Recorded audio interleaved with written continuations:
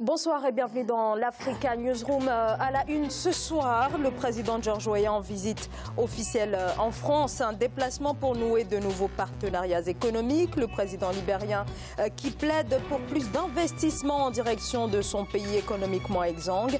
Alors, quelle coopération économique entre le Libéria et la France? Est-ce que ce partenariat peut dépasser le cadre de l'aide au développement? C'est l'objet de notre premier débat. Dans l'actualité également, discussion sur le commerce électronique en Algérie. L'Assemblée nationale vient d'adopter le projet de loi dont l'objectif est de réguler la pratique autour donc de l'e-commerce. À suivre également un quartier de Maputo enseveli par l'effondrement d'une décharge. Le dépotoir de Ouléné a cédé sous les pluies torrentielles. Les autorités mozambicaines font état de 17 victimes et évoquent un bilan qui pourrait encore s'alourdir. Et pour débattre de cette actualité avec moi sur ce plateau, M. Pape Kabo, bonsoir. Bonsoir, Zahra. Vous êtes analyste politique. Merci d'être avec nous. Patrick Boyo, bonsoir. Bonsoir. Patrick Boyo, vous êtes juriste et enseignant à l'Université d'Evry. Merci d'être avec nous. À nos côtés également, Alfred Tchongo, bonsoir. Mais ravi de vous retrouver autour de ce plateau, Zahra, et puis à mes très chères téléspectatrices. Merci de leur accueil bienveillant. Merci à vous. Commençons tout de suite par l'actualité politique.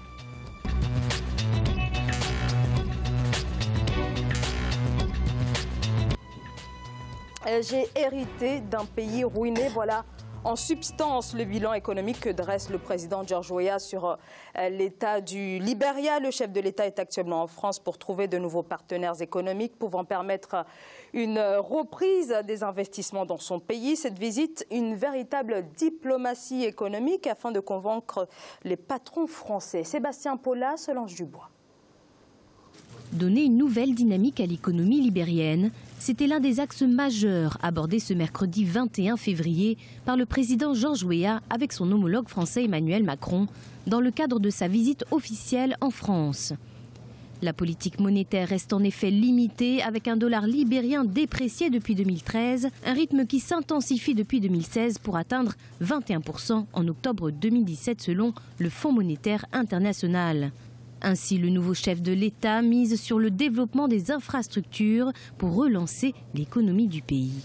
Nous avons particulièrement besoin d'infrastructures, en particulier de reprendre en main le réseau routier. Nous avons besoin d'un financement pour créer 1500 km de routes nouvelles répondant aux plus hauts critères internationaux de qualité. Le secteur de la santé et de l'éducation font également partie des priorités du président George Weah, mais aussi le chômage qui était au cœur des discussions.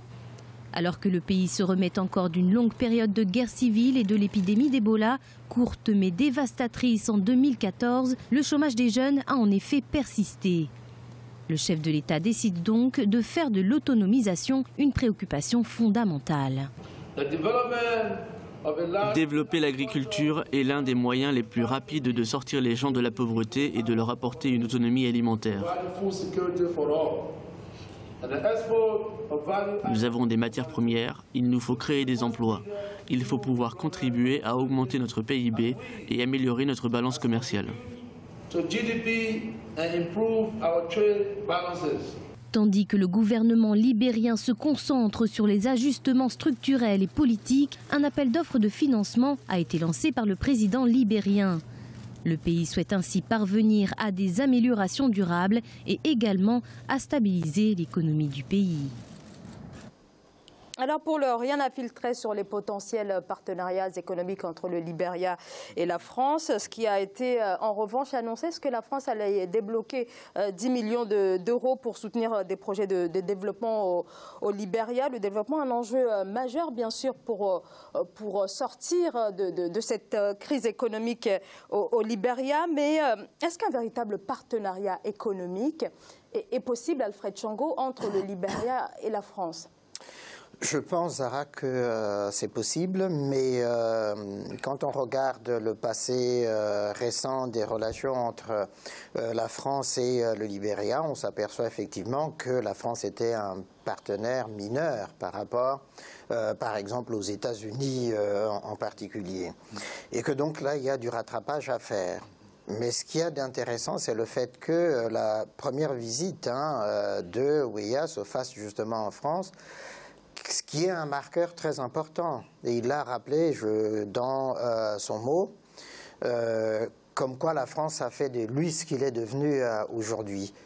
Et qui avait là justement une manière de retour juste des choses pour dire, mais voilà, moi j'ai reçu ça, maintenant nous pouvons sortir du cadre personnel, individuel pour renforcer nos relations, d'autant qu'il y a beaucoup de potentialités au Libéria, mais qui n'ont jamais été exploitées. Ellen Johnson Sirleaf ayant eu durant ces 2 mandats, à gérer justement l'après-guerre, et puis ensuite, au bout de son mandat, Ebola.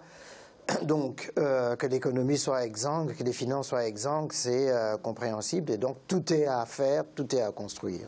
Tout est à construire, Pape Kabo. Oui, en effet. C'est un pays qui sort de plusieurs décennies de guerre. Et puis, la maladie dont a parlé Alfred en fin de mandat de Mme Ellen Johnson Sirleaf, ça a été quand même un cumul de situations qui rendait le pays très difficile à gérer. Maintenant, il faut dire que George Weah arrive avec beaucoup d'espoir. Il suscite beaucoup d'espoir, à la fois à l'intérieur du pays comme à l'extérieur. Et cela est une très bonne chose, parce que comme on le dit, pour espérer une émergence, il faut 3 critères. Un leadership fort, il y a l'adhésion de la population qui adhère à sa personne, une idée de projet claire. Il commence à poser des esquisses de chantier et donc à la suite de cela, des moyens. Les moyens à la fois humains, matériels et financiers. Donc les financiers, il l'aura en faisant la diplomatie, en venant en France, où il peut espérer des choses, puis en gardant les partenaires stratégiques du Libéria, les partenaires anciens tels que les États-Unis, qui ont quand même beaucoup de moyens et qui ont intérêt à garder le Libéria dans leur carnet d'adresses et de partenaires. Est-ce que ce partenariat avec la France a des chances de dépasser, je le disais tout à l'heure, le cadre de l'aide au développement? Pour l'instant, c'est difficile à dire parce que les bases sont à peine jetées. Il faut dire que la France n'est pas un vieil ami du Libéria. Le Libéria ne faisait pas vraiment partie, n'était pas du tout repéré dans les radars français quand il s'agissait de se projeter sur l'Afrique, en particulier l'Afrique subsaharienne. Mais il faut voir dans cette démarche de la France beaucoup plus un symbole qu'Emmanuel Macron veut imprimer par rapport à ce qu'il a ressenti lors de sa première tournée en Afrique subsaharienne par rapport à la jeunesse. Il a dit quelque chose d'assez important que beaucoup n'ont pas retenu, c'est qu'il a dit la population africaine, en particulier la jeunesse africaine, qui constitue plus de 70% de la population actuellement, n'est pas en phase avec les autorités.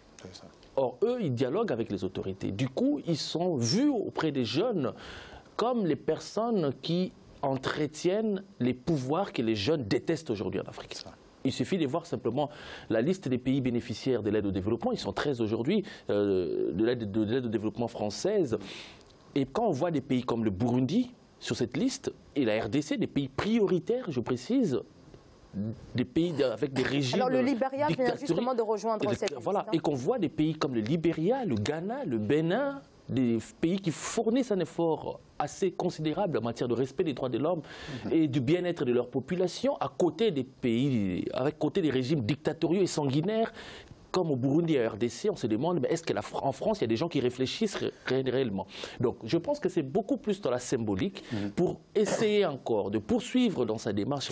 Emmanuel Macron est dans la conquête, il l'avait dit. Alors, il veut conquérir l'avenir de l'Afrique qui est sa jeunesse. Oui, ça, c'est du côté de la France. Mais du côté du Libéria, je vois la réelle politique, une opportunité de brasser toutes les ressources nécessaires pour pouvoir remplir le grenier, parce que le grenier est complètement vide, comme Pape Diop l'a dit clairement, qu'il y a eu les difficultés du Libéria qui sortait de la guerre, et Ellen Johnson Sirleaf a eu encore cette malchance d'avoir Ebola vers la fin de son mandat, de son deuxième mandat.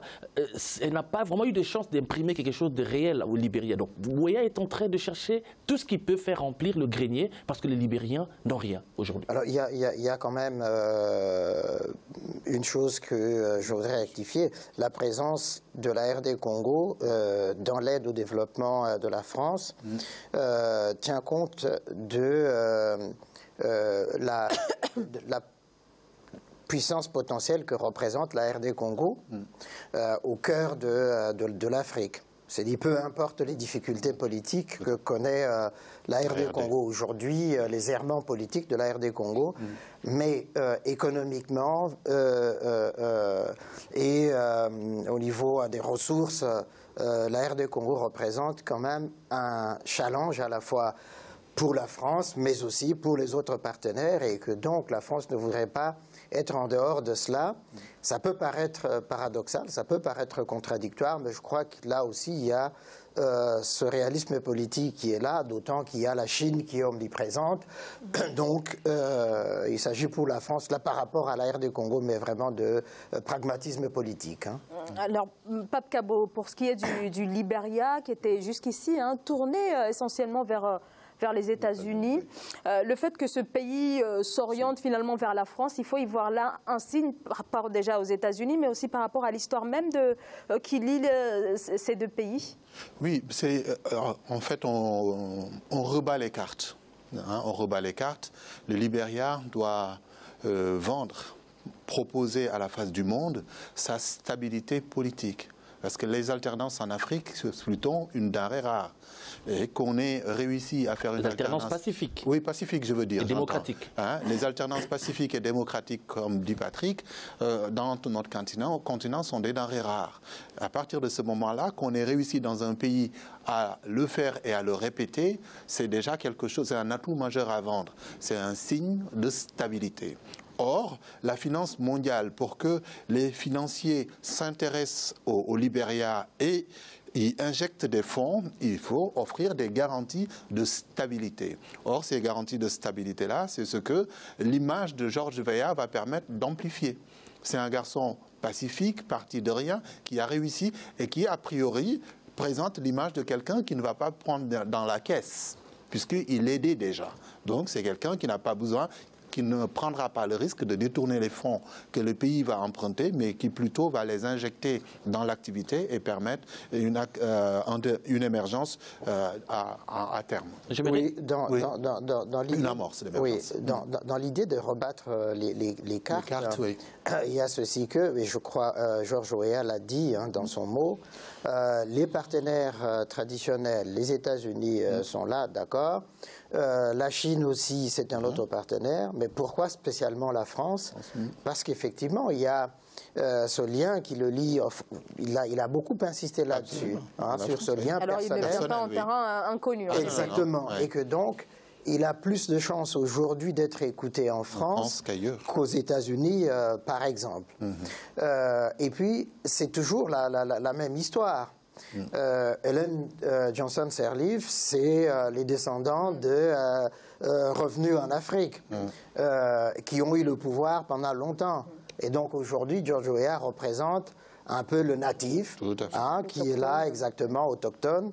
Donc se défaire aussi de cette histoire. Exactement, se défaire un peu de cette histoire et proposer autre chose. Mais effectivement, il y a aussi cette garantie symbolique qui est là. C'est quelqu'un qui a réussi sa vie et que donc la question de la corruption ne va pas le frapper. Bon, on ne sait pas par rapport à son entourage, même parce que Ellen Johnson Sirleaf, c'est ça aussi qui a plombé un peu ces dernières années, la question de la corruption. Elle a fermé beaucoup les yeux sur un certain nombre de choses. Moi, j'aimerais rajouter une chose. Nous sommes tous d'accord sur cette table que George Weah constitue aujourd'hui, joue un rôle de VRP pour son pays. C'est sa personne qu'il vend, qu'il met de l'avant pour le bien-être de son pays.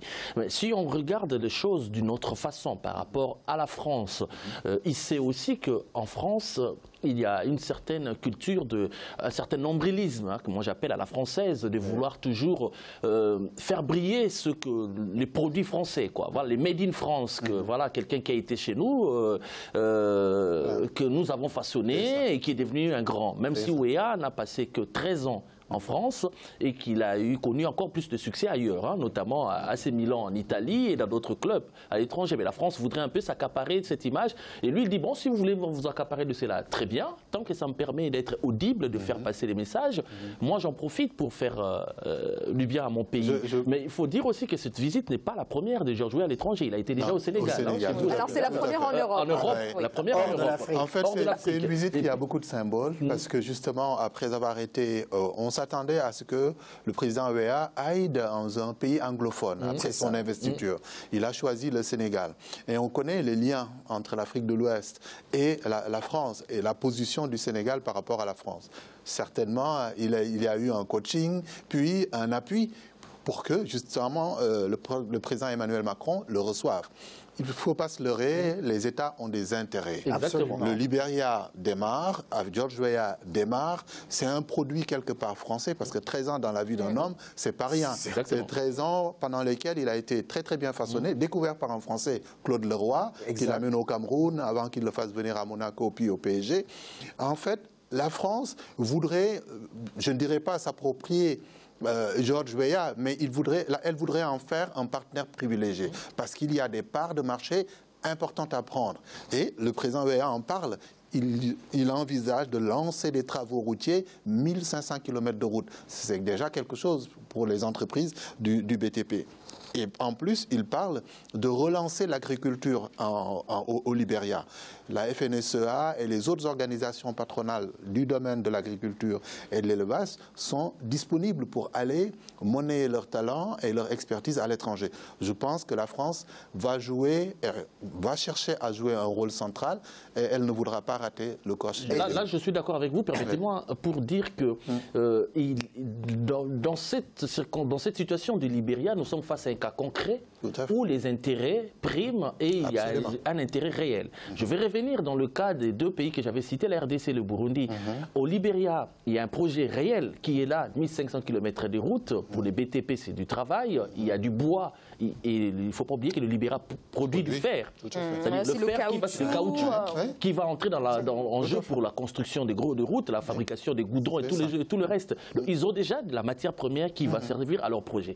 Alors que si on comprend les cas de la RDC, par exemple, là où je ne suis pas d'accord, dans ce pays-là, il n'y a rien que ce pays apporte aujourd'hui à la France pour être prioritaire à l'aide au développement que la France n'a pas. Par exemple, si on prend le cas du pétrole qui est Total convoite au niveau du lac Victoria, du côté ougandais, du côté congolais, nous sommes encore dans la phase de l'exploration, ce n'est même pas de l'exploitation. Donc, si nous prenons l'autre aspect aussi, sur l'aspect des communications et des services, nous sommes dans un pays où on coupe l'Internet tous les mois parce qu'il y a des manifestations. Donc comment voulez-vous avoir une perspective économique de développement claire avec un pouvoir sur des sujets qui ne sont pas concrets? Donc c'est une erreur. Moi je considère que c'est une erreur par rapport au cas du Libéria. Malheureusement, on va marquer une courte pause. Je vous donnerai la parole juste après. À tout de suite.